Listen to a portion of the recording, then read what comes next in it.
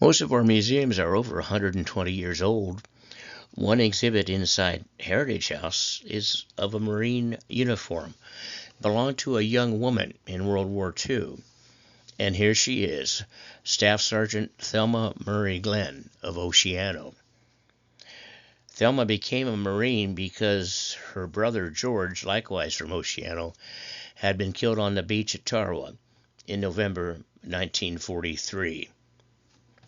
Thelma became a driver at Camp Lejeune, North Carolina, and she was a good one because 13 months after she lost her brother, this was her passenger in the back seat of her cabriolet. The young woman from Oceano was the driver for the President of the United States. The IWF Hall, because of its Los Barros stone, is one of our most distinctive properties. We have educational programs there, like this one. In the summer, we have a marvelous Reader's Theater, which is written and directed by our curator, Jan Scott.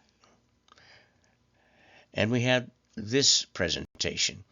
Those are Yonsei, fourth-generation Japanese Americans.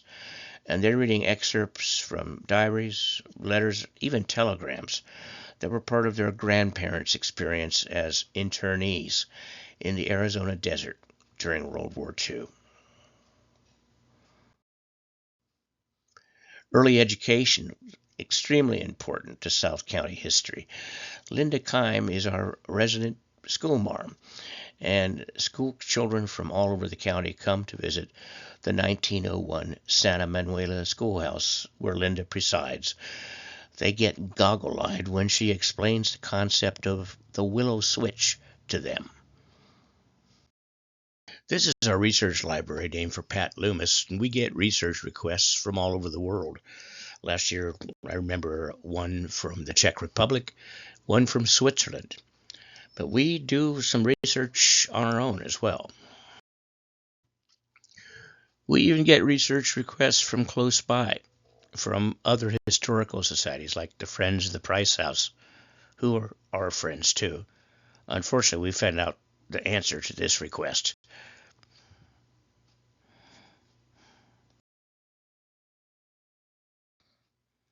John Michael Price and his close friend Francis Branch were among the first to discover the murders of the Reed family and their servants at Mission San Miguel. 10 people, and Mrs. Reed was 8 months pregnant.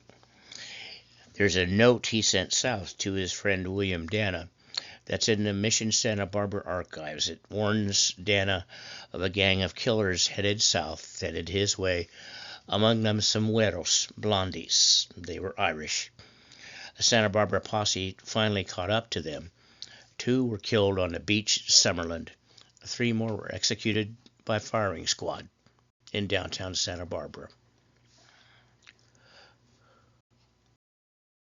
The Central Coast, with only 2 Coast Guard cutters and a paltry police force, was fertile ground for bootleggers during the 1920s. That bootlegger at the Waldorf Club is said to be Al Capone. Well, it could well be. And that Waldorf Club is today called Cool Cat Cafe. This Dorothea Lange photo shows Filipino workers in a sweet pea field in Shell Beach.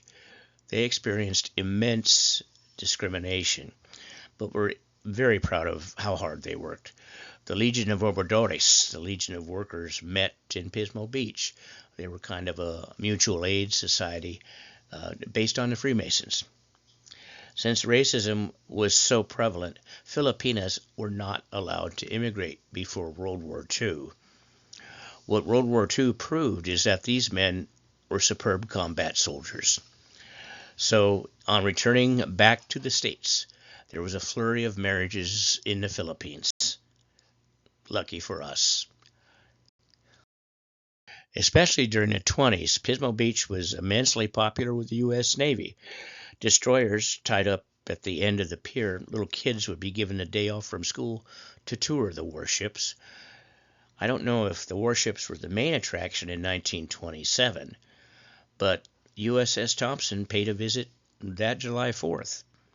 The Thompson difference is that this ship is still with us at the southern end of San Francisco Bay, reappearing at low tide.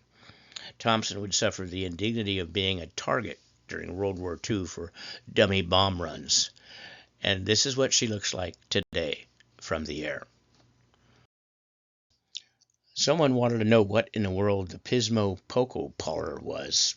Seemed to be popular for those 4 years. We had no idea until we found Poco was a form of pinball.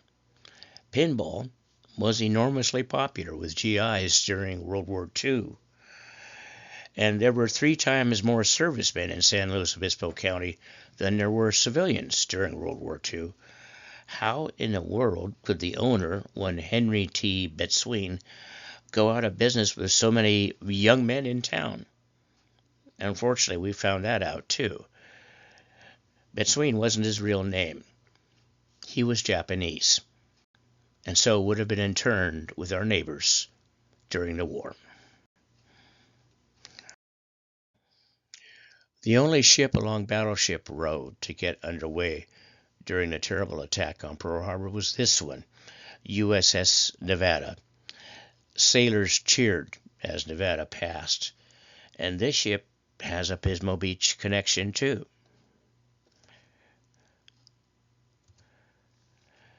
A Nevada sailor had washed dishes at this Pismo Beach restaurant before the war, and he joined the Navy because he wanted to learn how to be a cook. So with Navy logic, they made Melvin Van Kuren a machine gunner on Nevada, and this is what he did that day.